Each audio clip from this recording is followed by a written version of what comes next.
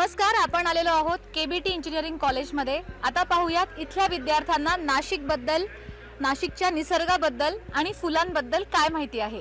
5 कुठल्याही फुलांची नावं सांगायची आहेत। गुलाब, कमळ, जास्वंद, मोगरा, जाई।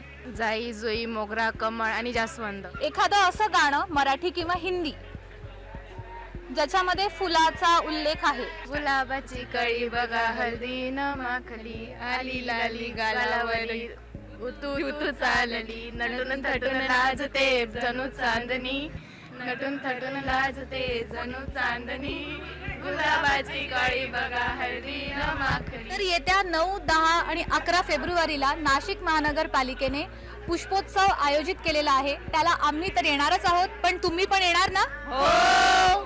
तर भेटूया 9, 10, 11 तारखेला राजीव गांधी भवन येथे नाशिक पुष्पोत्सव 2024।